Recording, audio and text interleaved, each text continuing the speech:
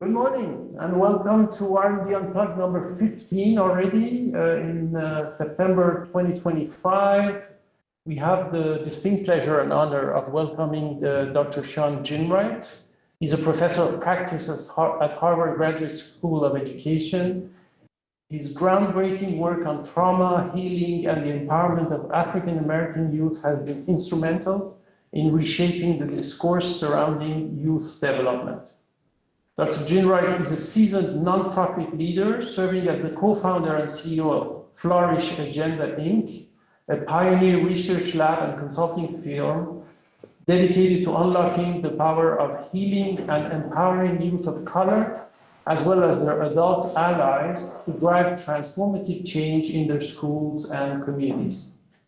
Dr. Ginwright has written numerous highly acclaimed books, including The Four Pivots, Reimagining Justice, Reimagining Ourselves, and Hope and Healing in Urban Education, how urban activists and teachers are reclaiming matters of the heart. Shawn, over to you. Thank you very much. First of all, it's just an honor to be here. I was just explaining, this is my first time, and not just Paris, but my first time in France. And so really enjoying the opportunity to be here and to share some of these ideas with you. As I was talking about a little bit earlier, it's a tough time in the United States right now, not just for universities, but for communities, particularly for communities of color. My entire career, I have been working with youth, young people, particularly Black youth, who have been, where policy and public policy has in many ways seen Black youth as criminals and has created great harm and challenges for many Black families and Black communities in the United States. And so my research is based on my practice. When I was in college as an undergraduate, I started an organization in California that worked with Black youth, and we learned a lot about the methods that it really takes to actually support young people in schools and in their communities. And then later on, I went to get a PhD at UC Berkeley, and the things I was learning at UC Berkeley, it was great theory, you know, but it didn't have much to do with what was happening in the community. You know, I love learning about Foucault, but what was happening in the community was different. And so I began to sort of write about what I saw and understood about what was happening with young people and their families, and began to develop theory around that and developed an organization that really supported young people with all sorts of traumatic experiences that they had in schools and in their communities.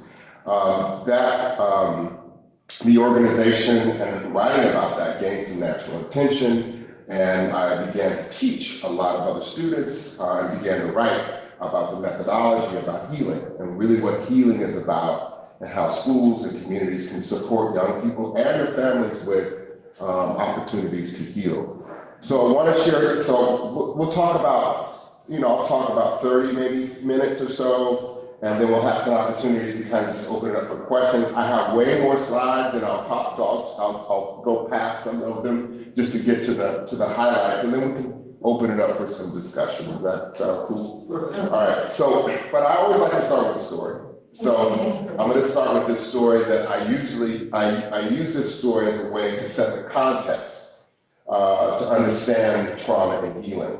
And this story happened about 10 years ago now, where I received an email from a prison not far from my home in California. And there were a group of men in the prison who had read some of my earlier research about Black youth. And they wanted me to come to the prison to speak. And I decided, I don't really want to go to the prison. I tried to debate, and I decided to go to the prison to speak to this small group of men who were reading my book. And so, I don't know if you've ever been to a prison before, but in the US, when you go to prison to visit, they tell you exactly what to do, what not to wear. So I got to the prison gate, and the correctional officer said, Dr. Ginwright, we're so glad you're here. the men are waiting for you in the cafeteria. Just follow the instructions to get to the cafeteria, and then you can speak to the men. So the first set of instructions, there are these colored lines on the floors. And the first correctional officer said, Dr. Ginwright, follow the blue line all the way to the end of the corridor. And then you'll give them more instructions. So there's all these colored lines. Found the blue line. I followed it all the way down to this one corridor where I was met with the door. And then that door buzzed open. Bzzz, and then I walked through it. And then it shut behind me. Boom. There's another correctional officer there. Dr. Ginwright, are you going to the cafeteria? Just find the green line and take it all the way around the corner and you'll get closer to the cafeteria. So I looked from the floor, I found a green line, and I followed all the way around till I got to the end of the hallway where I was met with this other door. And then that door buzzed open, bzzz, and I walked through it, and it shut behind me. Boom! There was another correctional officer there. And she said, you're almost to the cafeteria, just find the red line, go to the end of the hallway. So I found the red line all the way to the hallway, and sure enough, that door buzzed open. And I walked through it, and it shut behind me. Boom. But something shifted inside of me when that third door shut. I began to feel this sense of being trapped. I began to feel this sense of just not having freedom. And I began to get really self-conscious about what I was about to tell these men who were reading my book, because I was prepared to share my research with them. And so I decided that I wasn't going to talk about my research because of how I was feeling deeply insecure. And so I got to the cafeteria finally, and they opened the door, and what I had expected was to be a small group of about 6 or 7 inmates. And I was shocked and surprised to see it was 200 inmates. They were all waiting for me. I was like, wow, I wish y'all would have told me that it was 200 people, right? So I walked into the cafeteria, 200 men waiting for me to speak, and I started to shake their hand, and one man, his name was Greg, he came up to me and said, Dr. Ginwright, I'm glad you're here. My name is Greg. I've been in here since 1987. And my heart sank, y'all, right? And another man came up to me. Dr. Ginwright, my name is Chris. Man, I'm glad you've been in here. I've been in here since 1991. And each time they shared the year that they had entered this place, my heart began to just sink. And so I became deeply, deeply moved by these men who wanted to hear me. So when I got up to the stage, I really didn't have anything to say because I didn't want to talk to them about my research and the analysis and data collection. So I talked from my heart. And I told them about the challenges that I was experiencing with my own son, who is 6'3" and is an African-American boy. He's a man now in Oakland. And I was afraid of my son because what the police might do to him, because the police don't see my son as I see him. And I was telling them about my parents and their aging. And I was just talking and I was talking. And one of the things I said to them is, you know what, no matter what you've done to get here, there's always a possibility for you to heal. You can heal yourself and you can heal others. And so I said a few things, and then finally my time was up. And as I was leaving, I could hear this loud, someone call my name, Dr. G. And I turned around, and it was this tall brother, right? And he said, I really, I just want you to know that I heard you. It really touched me, man. I'm like, well, what is it that I said? He said, well, people think I'm a threat in here, man, because I'm so tall, right? And people fight me, and he leaned over, scar on his face. And I said, man, I'm so sorry that you got it. He said, no, man, you know what? You said we can always heal. I'm like, yeah, we can always heal. And he said, well, let me show you what I do every day to heal. And he reached into his pocket really quickly, and I kind of like, what are you doing, dude? So he pulled out this little bottle, and he opened this bottle, and he opened it, and he blew these bubbles. And the bubbles floated over my head, and my first thought was, did he just blow bubbles in my face? Right? And then he said, when I blow these bubbles, it heals me because it reminds me when I was a child. My daddy used to take me to the park, and he used to push me on the swing, and we used to blow these bubbles. And it heals me. And I left that prison that afternoon really curious about all of our bubble stories. Like, how is it that we have and live in challenging, difficult situations, like he was in prison, but yet and still we can find places and spaces for us to restore ourselves and to heal? And I became really fascinated with that question about what does it take to heal in a challenging context. And so I began to do some research about trying to better understand the context that many young people find themselves in, particularly Black and brown young people in the United States. And so I don't need to go through all the statistics. I'm not going to do that because we know that there is, in fact, just yesterday, right, there was another shooting on a school campus. When that happened 3 weeks ago, it was maybe 4 weeks ago, there was a shooting at a Catholic church in Shawn Ginwright children. I predicted that that would happen again within the next 30 days, and it just did. And unfortunately, y'all, it's going to happen again, and it's going to happen again. It's almost as if in the United States, school shootings have become seasonal. It's become something that we've accepted. And so the challenges that we're facing in the United States about exposure, not to just the gun violence, but also we're facing attacks about what it is we can teach in schools. They're banning books that talk about identity, that talk about race, that talk about gender. And so the context that we're in is a context that is, it harms and it traumatizes many young people, not just African American people, but young people who live in the suburbs, young people who live in urban communities. So the question becomes, this is the context that we're in, right? How is it that we actually name this particular context that creates trauma, but we also have an equivalent response to it that restores the well-being of young people who experience this kind of trauma? So this is the way that I think about trying to understand trauma. My understanding of trauma is that we think of mostly, I was trained to think about trauma in its medical model way. That is, trauma is an experience that disrupts our normal, young people and everyone's normal level of function. You see something that happens, you're in a car accident, you see you're fighting with your parents, and that experience shifts and changes how you operate in everyday life. It creates anxiety, it creates depression, it can create panic attacks, compulsive behavior, hyperactivity. It might even create substance abuse, right? All of these things are a result of an experience that happens that creates other behavioral challenges. But the medical model doesn't account for other things that are happening in young people's environment. And so when we go upstream, we have to also look at the context of understanding social inequality. We have to understand the ways in which racial bias is embedded in public policy.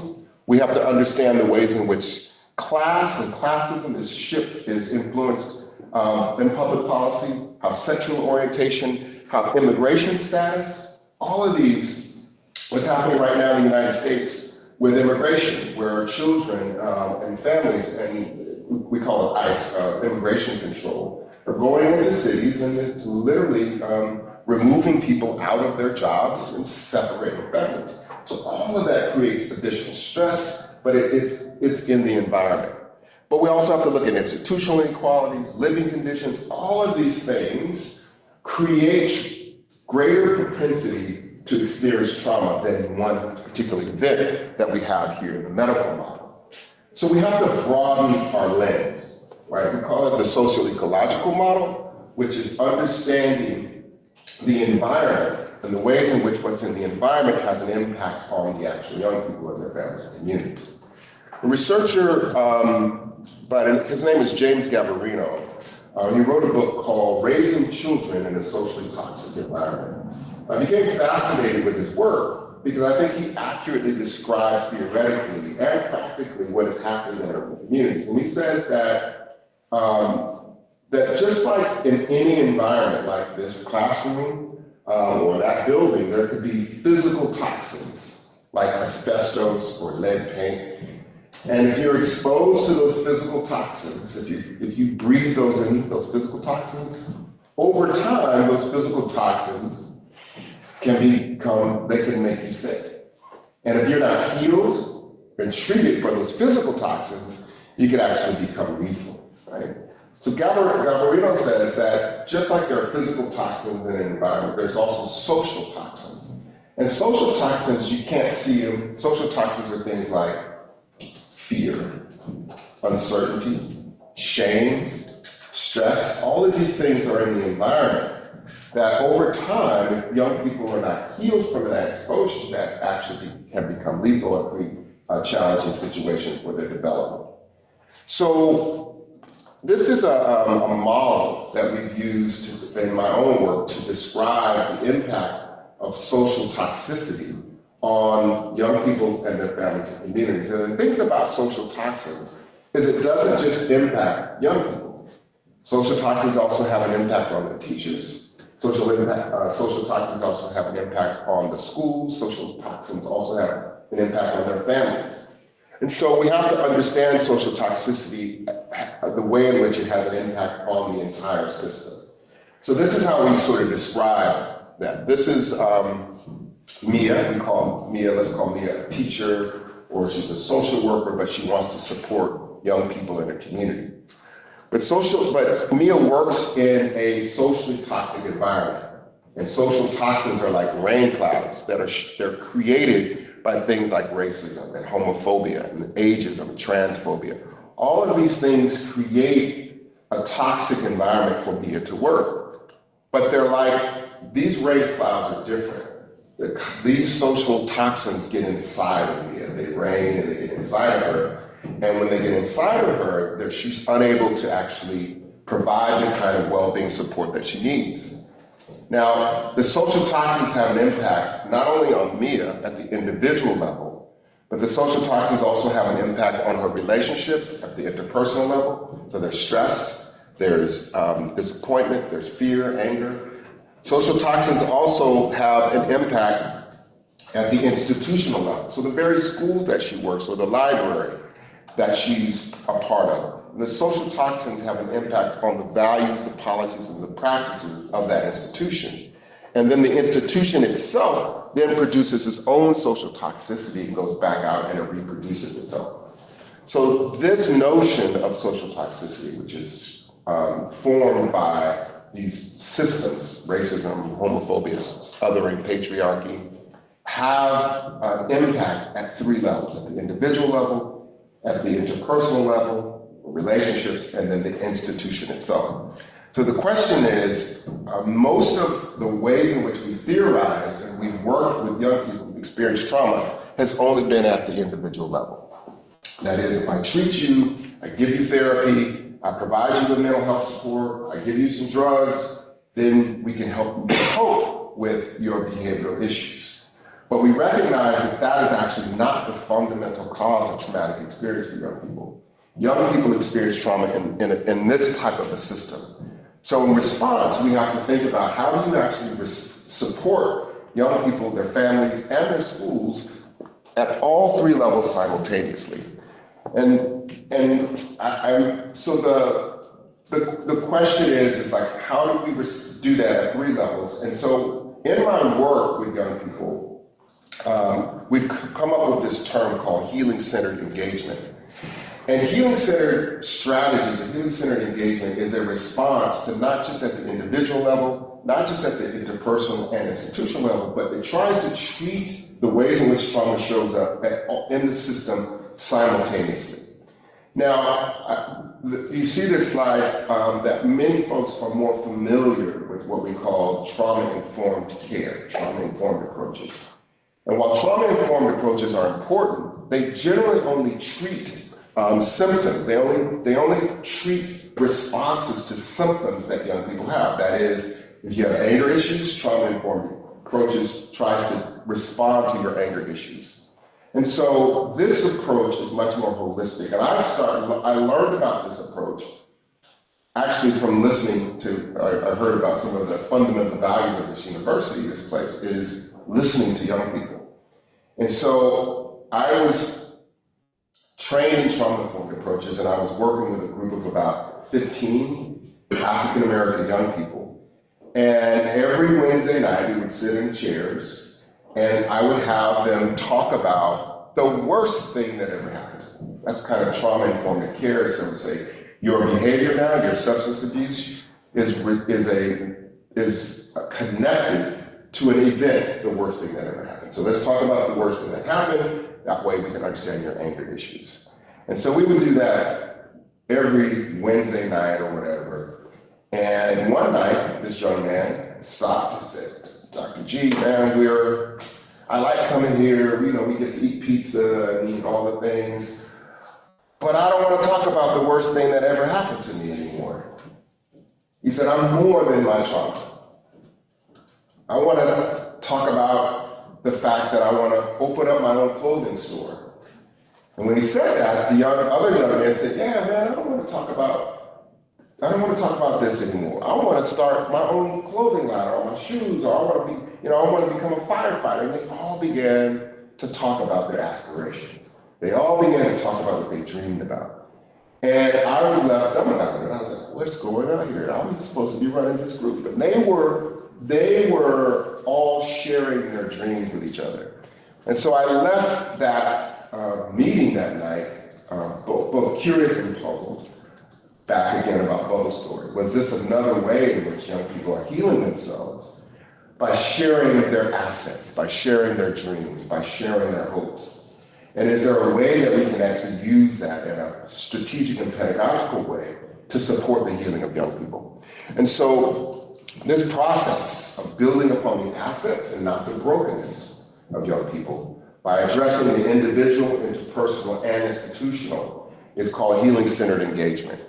And so healing-centered engagement is, it's a non-clinical, meaning that it is a community-based response that focuses on the holistic restoration of well-being by focusing on the assets that young people bring to our communities and our institutions. And it focuses first on identity. And it focuses on identity first is because oftentimes that's the first thing that's harmed for young people. They're harmed for being queer, they're harmed for being a woman, they're harmed for being Black, they're harmed for being poor. And so oftentimes that's the first assault. And so healing-centered approaches start with the restoration of identity, the restoration and the naming of the assets of their identity. And so the second piece of healing-centered engagement is that it doesn't stop with just focusing on young people. It says that the adults, the teachers, the social workers also need healing. It doesn't assume in youth, I was also trained in youth development theory, which suggests that, all young people become, the goal is to become a healthy adult.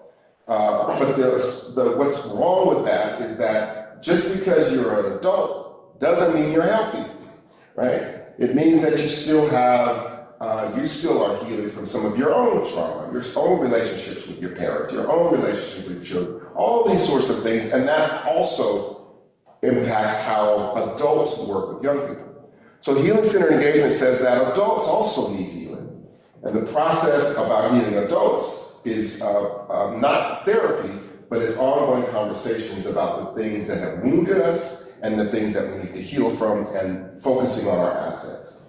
And so the healing-centered engagement is not just a response or a treatment, it also provides an opportunity to respond to the whole system simultaneously. These are just some distinctions between trauma-informed care and healing-centered engagement. But I want to go to just some of the principles of healing-centered engagement and talk a little bit about these principles, and then we can have a broader conversation about some of the material. So Healing Center engagement is based on these 5 principles. We call them the karma principles: culture, agency, relationships, meaning, and aspirations. And these principles both come from positive psychology by Marty Seligman's work, but it also comes from ethnic studies, and it also comes from sociology. And it's sort of an interdisciplinary way of saying, what is the best way we can think about a system that responds to trauma, responds to harm in a way that restores individual, interpersonal, and institutional well-being. So the first is culture. And culture, when we talk about culture, it is about identity. It's about identity. It's about understanding the racial, gendered identities of young people and their communities. And when we train in effective practices, so these are conversations that we have about identity. And the example is shared experience with young people about harm and healing from various aspects of their identity. So for example, when we train teachers in this process, one of the first questions we ask teachers is to go around and talk about, what does it mean to be a member of your racial and ethnic group? What does it mean? Or what does it mean to be a member of your gender group? When we talk about that, because most of the time, those training identity is not part of the conversation in teacher training or social training as social workers. The second is agency. How do we give young people voice? How do we give them active engagement on ongoing conversations about power?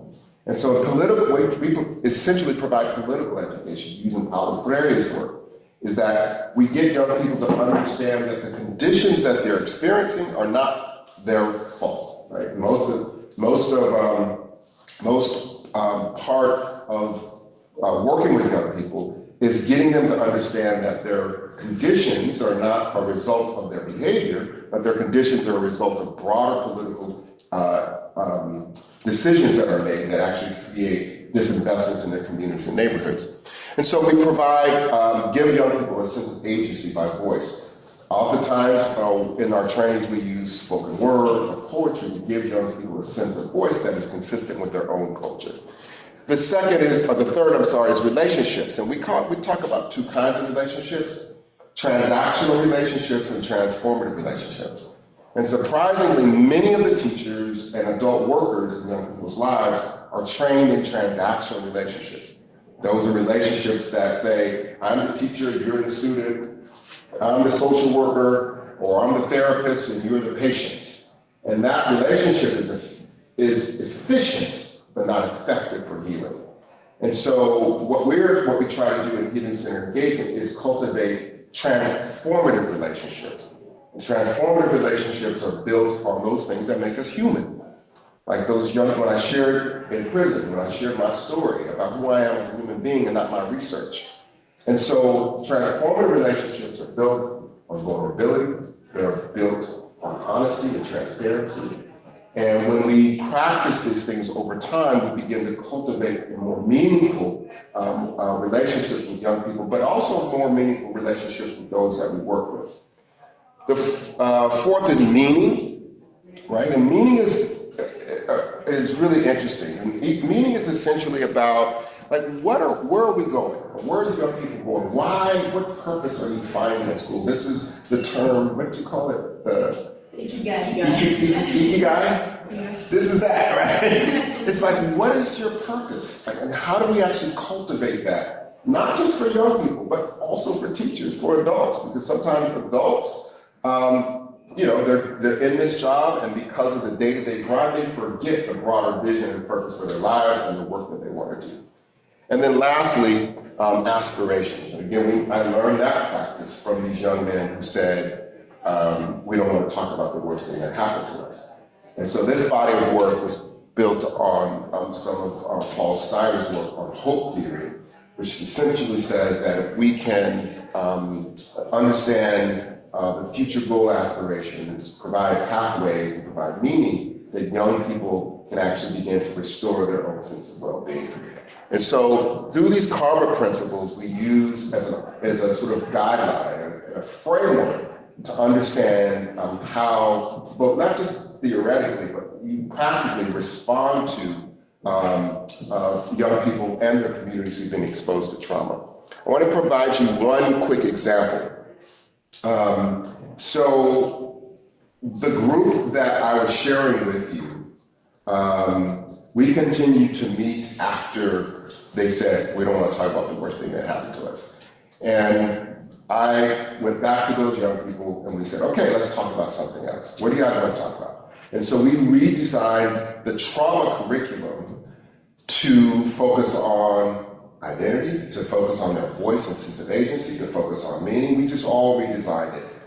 And we continued to meet for about a year after that. And then after that year, because we had really close relationships, transformative relationships, not only transactional, all the young men had my phone number. But we stopped, the meeting stopped and they went on with their lives. And that night, I missed a piece of the story, that night that the young men were saying, I don't want to focus on my trauma, I want to focus on my dreams, that night, there was one young man, his name was John. And John, everybody went around, and when it got to John said, he was high in the group, right? He was substance using in the group. He was unhoused. And he said, Dr. G, man, I'm high, I don't really care, whatever. And then he said, you know what I really want to do? I want to be a firefighter. And he's high. So all the young men laughed at him that night. They're like, John, come on, man, you can't be a firefighter. You're high right now. You're not going to be a firefighter. It's like, no, everybody should have an opportunity to dream. Tell us why you want to be a firefighter. So John started talking about he wanted to be a firefighter. His uncle was a firefighter and all these things. And he said, I know I'm unhoused right now, but I really want to be a firefighter. And so we were like, great. And so all the young men had my number. And we began to work with all of them that had their dreams to start your own business, to start your own clothing line, for John to be a firefighter. And then after we met, because they had my number, from time to time, they would send me a text. It's like, how you doing, Dr. G? I'm like, I'm doing good. How are you doing? How's your business? This one guy had started his own t-shirt company. It was really cool. His t-shirt company was literally like 10 shirts. And he would sell 10 shirts at a time, right? I bought his first shirt, but that was his business. So about a year or so, I hadn't heard from John. John was the one that wanted to be a firefighter. He was high, he wanted to be a firefighter. And so I was in Chicago and I was doing a keynote speech, and I was kind of talking about this work in my keynote, and I got in the taxi. And again, this is about a year and a half after that group. I got a text from John. And it said, Dr. G, how you doing? I said, John, how are you doing? And then the little thing that goes, doo, doo, doo, doo, doo. On the text message, it was long. It was long. I'm like, why is he texting all that? It's a long, long text. And so after after a long time, this is the image that came through. That's John. And so John is now a firefighter. This is his family in Oakland, California, and now he's raising a family. Turns out that after that group, John enrolled into a paramedics program that was focused on young men who had been incarcerated or substance abuse. He got clean, and then he was with that program, and he had applied to become a firefighter in Oakland. And this picture is when he was accepted into the firefighter schools, right? So now he's a firefighter. I share that story simply because when we use these methods about healing, it is a different process to restore the well-being of young people than just treating their trauma and their wounds. I went back to Oakland. I live between Oakland, California, and Boston. And so when I go back now, there's a Starbucks near my house. And John is always in the fire truck near the Starbucks. So I saw him just 2 months ago. And he asked me, he said, Dr. G, is that program still working? I'm like, no, we don't have that program anymore. And he said, well, you should do it again because it works. Right? I'm like, I need to record you saying that. So let me stop there. There's a little bit more, but I want to stop there just to kind of have some conversation and some discussion about, what it is I've covered. So thank you guys for listening.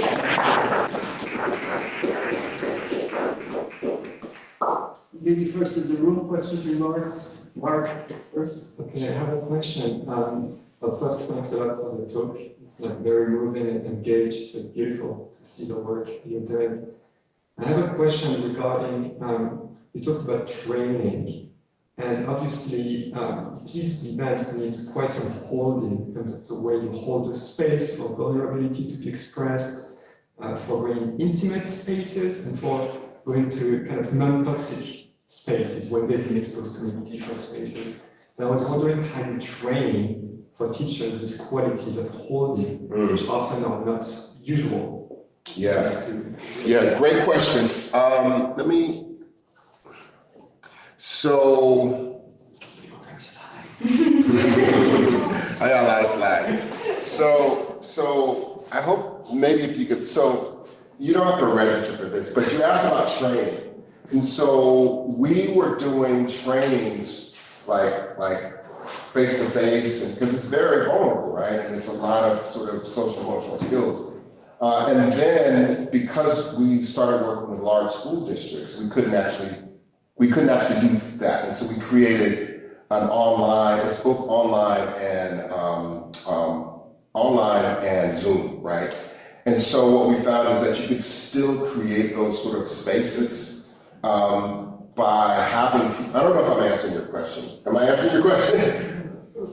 I mean, but when you say we, you mean you and other certified people? Yes, so my organization, Flourish Agenda, does the training around the country to large institutions like school districts. We're actually working with the state of Illinois on this process because of the systems, the way that people are trained in these large systems is to see young people and their families as broken or needing to be fixed, right? So the state of Illinois and a lot of other states are saying, hey, we need you to kind of help. So we're using this method or this process in some of these systems. And it's really hard. It's really easy to work with like one school because you can work with like 10 teachers, but the entire city it's really good. We probably not going to do it anymore. It's really hard. It's really hard. Did I answer your question? I think partly, I guess my question was partly, do you have guidelines, like do they work with groups and do you have guidelines on how they should, for example, speak or present themselves, show up to these groups? And Right. So there's a process that we use to create the space, right? So for example, when we do the training, the trainers, like what I did when I shared the story about the bubbles, I shared not what I did as a professor, I shared a little bit of me, right? I talked about my own insecurity, right? So that set the stage for you to listen in a different way, to open you up. So part of the process is like we train our trainers to use some methods like that to create space so that people can hear differently. Because if it said, you do X, Y, and Z, the data says you do that. It's a very different process. So we have a process that tries, and it works, and I mean it works. The reason I say it works is that it simply recognizes that everybody is a human being. And that if you're a human being, you've experienced the same thing I experienced, no matter what color you are, no matter what your background is, you understand fear. You understand insecurity, you understand shame, you understand all those things. And so it's simply a matter of creating a safe space where we can exchange some of that and then use that to shift the way in which people engage with young people who've been harmed. I think there was a question. Not a question, I basically had two broad. I basically had like two broad comments. First one was a little personal, but also connected to the political, because personal is political related to. So one of the things I kind of, whenever I talk to my white European friends, even whenever I have to talk about, my relationship with families, communities, I can't, unknowingly it becomes a mini crash course or primer on what it really means to live in a developed country, and particularly what it means to live in a country where you have a welfare state model, where the state can be your safety net. Because, you know, in India, if you lose a job, you don't have unemployment benefits. You can't even rely on the law and order and judiciary for if something happens to you on the road. You don't have water. There's such a scarcity of resources that everyone is fighting all the time for pretty much the most and basic of resources, but plus there's also like such a breakdown of social cohesion and trust as a result. Because what I remember is literally my parents, at least this was in the 2000s, where it would just be like water was just 2 hours a day, and you had to store everything, ration it out throughout the day for any other emergency which comes, and then someone else is actually control of the water supply, so it would just be fights amongst the neighbors. That's the kind of situation, and this is still okay because most of India is still a very, very, very poor country.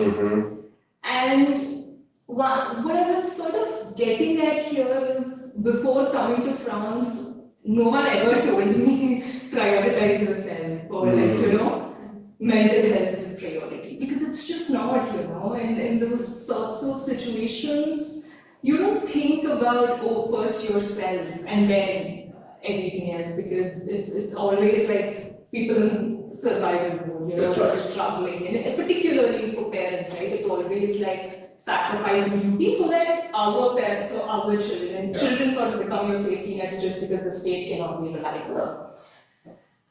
What I was getting at with this is just, okay, so I come from a family which has seen like insane, unimaginable levels of just social mobility in the last 3-4 generations, from my grandmother to my mother to me being here today. But this also didn't kind of tell me if I'm talking a lot, maybe I'll just So it's just, this also happened in like the broader context of the country getting richer, It also happened with India getting more and more prosperous, the economic growth, where, my parents could give me an English education, which allowed me to go to Delhi and now to Paris and study here, etc. So, 2 quick points. What I wanted to say with this is, we cannot take for granted just the amount of privilege it assumes for a person to even talk about mental health, to prioritize it, and also just to have that kind of vocabulary around mental health and trauma, because all of this does not exist in my language, really. It's the sort of literature around it itself does not exist. And my second point is just, it's just the prosperity of the country as a whole and improving the social, economic, political freedoms of everyone, which has somehow today given me a space where, yes, sure, job, education, fancy CV, but also most importantly, giving me that kind of opportunity to create these communities of choice, like those transformative relationships, and not necessarily be sort of limited to your communities of circumstance or communities of birth, because sometimes they can be a little restrictive, right? Especially when you come from a place, society, which moralities and mores are based on the foundation of patriarchy, male domination, and rigid social norms. So those were my 2 broad points. I had It's fascinating, and I think at the core, just a quick response, at the core in the United States, and I think in many, well, let me just talk about the United States context, is that there's a fundamental assumption about liberties, right? Democratic freedoms that have not been afforded to everyone, right? And so this work is not, I think the work is not sort of about, let me take care of myself, self-care. It is about providing the resources for everyone that everyone needs, right? And so some communities have access to all kinds of mental and behavioral health, right? But for the communities that I work in many ways reflect the same thing you said. I've heard parents and young people say, I didn't even know that I was in survival mode. I didn't know it. That there's a thing called survival mode. I just thought, that's the way of life. But I also know that it costs me, and it's costing my mental behavior. So anyway, I'm just responding to this notion that there is a responsibility, I think, for our government to actually provide resources and supports for folks that they historically have not Thanks. We're going to move to Gael for the next question. Yeah, thanks very much. Wonderful talk. I'm just with you, Mark. It was moving, and at the same time, we just scratched the surface, and we know that you have hundreds of slides. So I have actually a series of questions, and I don't have much time. So my meta question is, how are you going to stay here? Well, I'll be leaving soon, but I'll be happy to come back. So we're gonna grab lunch in the lounge at Shawn. So all those on site who would like to join and pursue this discussion. Yeah, I sorry. know until 2 weeks. Yeah, and then Shawn leaves at 3. 2 to 3, we're recording his podcast. Cool. So maybe we can go sometime at the end. Sure, yeah, So absolutely. I have questions related to your work and how it relates to what I know a little bit in the field, and also questions about the more strategic about what you intend to do and what we'd like to share. What we are trying to do, I think there's very good connections to establish. Sure. So we need to discuss. Second question, or you want to hold that? Okay. Monica? Do we still have time for the question? Sure. Yes, okay. Thanks for sharing your model and your experiences with us. I have a very general, broad question, but I would like to hear your thoughts about that. So you talked about the importance of building identity for these young people to help them overcome their traumas or traumatic experiences. Here in France, so when one of these identities was racial identity, you talked about that. And here in France, maybe you know that we cannot collect by law racial information from people. Okay, the census, it is forbidden by law. The census does not collect racial information. So for example, when we're submitting a paper, we're always explaining to reviewers and editors of journals when we submit a paper and we describe our participants in our school experiments, we cannot report on racial data because we're supposed here to be all equal, and also because of stigmatizing, not avoiding stigmatizing people when you ask about their race. Mhm. And I was wondering, what are your thoughts about that? Do you think it's relevant to collect racial data from people, and can this information help? What in all these traumatic experiences really can be explained by race? And do you think it's relevant to collect racial information, and if so, how can it be used to help build programs, theories, actions that can help people? Yeah, great question. So yes, let me just answer. I think it is imperative for this very reason. So in a society, let's take France. How does one explain, just use one form of inequality, how does one explain why some groups have access to capital and wealth and education and some groups do not? Or how do you explain why some neighborhoods have this level of wealth and other neighborhoods do not? So I think it's important because it helps to, one, highlight. So the explanation is either one of two things. One, if we don't have that data, the explanation could be anything. Well, those people they don't work hard. Well, they're not taking advantage of the things there's different explanations. And then the other explanation is that there's something systematic happening that is either providing opportunities or not. But without that information, there's no way to actually respond to the systematic, and it only relies on the other explanation, which falls on the responsibility of that group. So, did I kind of answer it? Yeah, okay, there's someone else. If I may, I also have noted, I've been working for the last 17 years with children from all over the world. And just before COVID, there was a report by WHO, UNICEF, and Lancet about a future for global children, and it's a portrait of a mental health crisis worldwide, which is huge.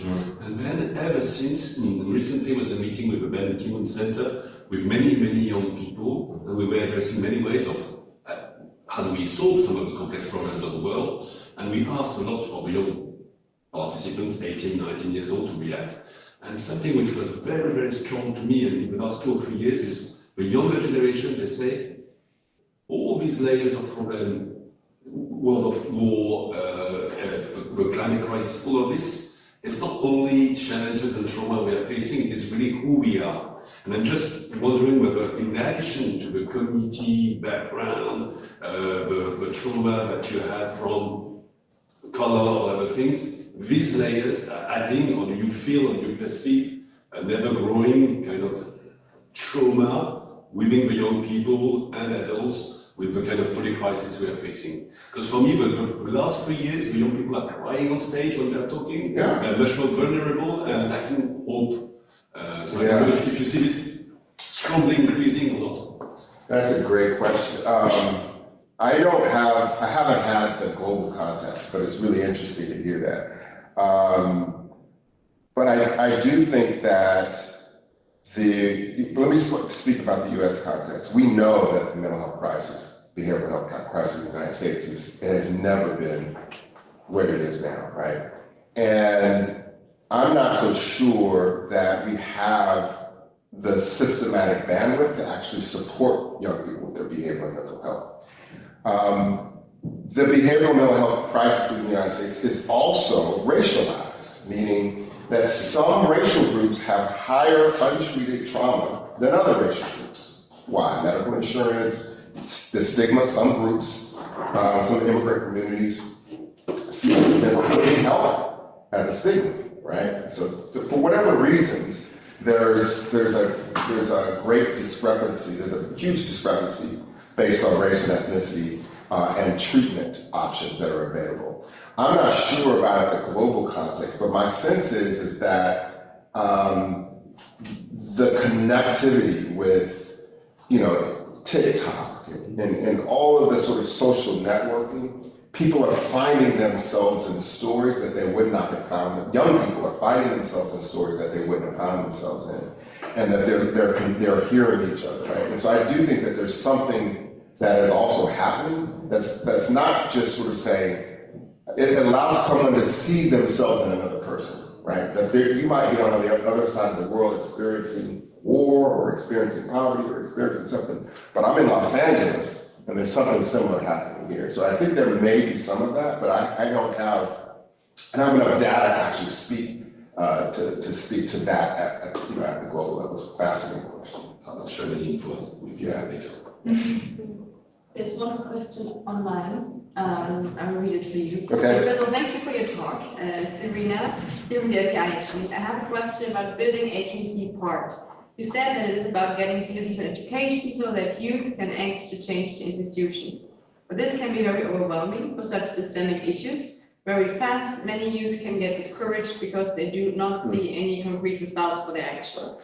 I understand political action is needed, but is it more efficient to start by building agency to actually overcome the obstacles they have on an individual level between their individual dreams and where they are now? For instance, it can be learn to overcome the additional obstacles these people have to get a good job by developing some additional personal assets.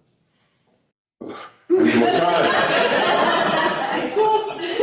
More time. Wow. So can I quickly respond to that question? All right, so agency is not just political education.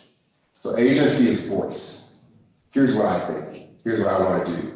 Right. So asking young people their opinions and having them have voice in a group is practicing agency. Second part of the question. So it doesn't have to be political action. It doesn't have to be political action. It doesn't have to be joining a direct movement. It can be simply providing a people voice. Second part of the question is the danger in having young people, quote, overcome their issues, this notion of resilience, suggests that the responsibility of the change falls solely on the person experiencing the suffering.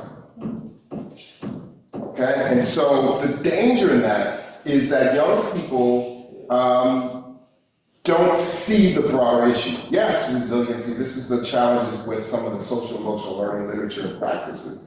But it's simply saying, it's like saying, if there's a boot on the young person's neck, let's make the young person's neck stronger. Not have the young person say, get your damn foot off my neck. So voice and agency is saying, get your foot off my neck, not making my neck stronger. So, I don't know, I'm looking at the camera. So there's a danger, there's in just only focusing on the resilience of young people in the context of these kinds of oppression. Great questions.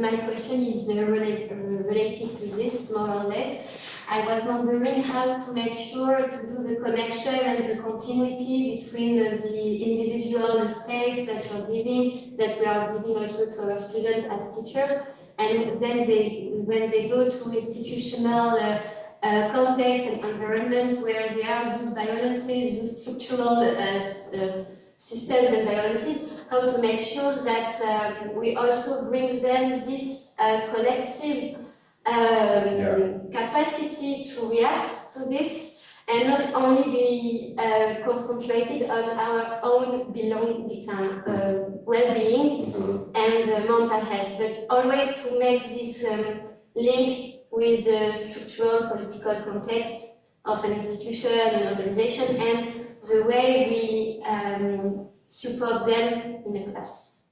For teachers in the classroom. As teachers, for students. Yeah. So I think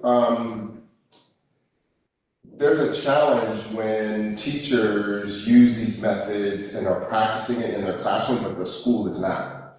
Right? It becomes yet another challenge. And so it's important that teachers that are using healing processes in their classroom build a collectivity. So if there's a small group of other teachers, I hope I'm responding to your question, yes. Right? It's important not to be isolated, like, I'm gonna do this, I'm gonna be vulnerable with my kids, I'm gonna do this, but your headmaster or your principal says, no, you can't do that, right? So I think it's important to have a group of people that are practicing that, and that you share your best practices, so that it becomes a practitioner exchange of learning, and not just one person. Because then it's kind of like therapy again, right? And this is not just therapy. This is actually creating the powers in the collectivity, and it's actually creating the ability for other teachers to talk about what they're doing in this way. Gives those teachers a lot more of their own healing, but also more power in the classroom. And can IA, artificial intelligence, can do that? Because what I see in my research is that educators have real power in creating those spaces, and that's like the birth of agentivity, the big part.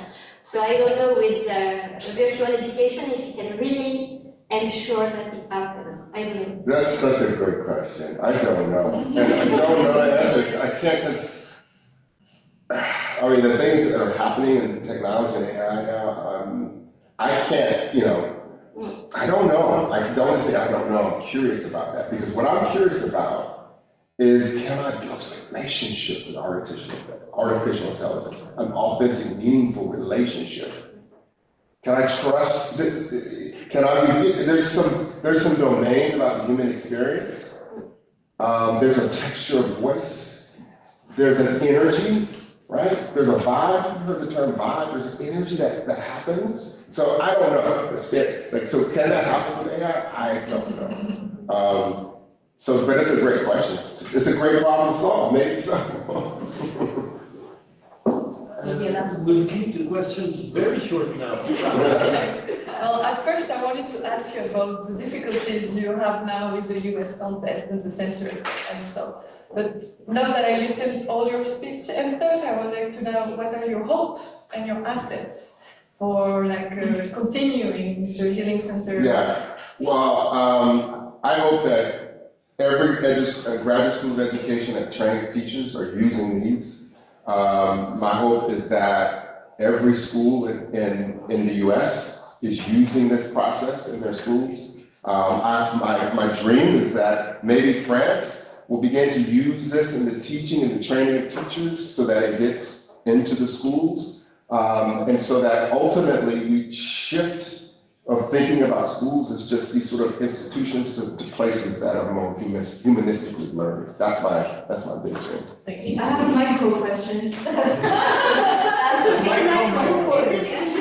mental question. It's like a really micro question. So I'm curious about this when we're training teachers or practitioners or whatever kind of person to assist or to guide young people through healing from their trauma and seeing their aspirations. I was wondering about the racial aspect and whether being from like different cultures or backgrounds was, how that manifested itself in that building that transformative relationship was maybe an obstacle, or is it sometimes even, maybe if they're from a different background, do they lose legitimacy with the young people? That's my question. That's a great question. Is it micro? That's a great question, and I used to, like maybe 10 years ago, I would say yes. Yeah, right, because at that time, I believed that it was difficult for someone of privilege to connect with someone that did not have privilege.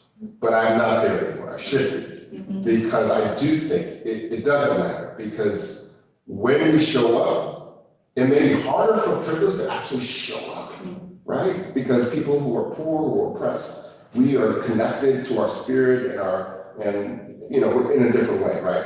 But no, I think it's possible because I've seen it. And so the training allows for that, right? It's just share your story.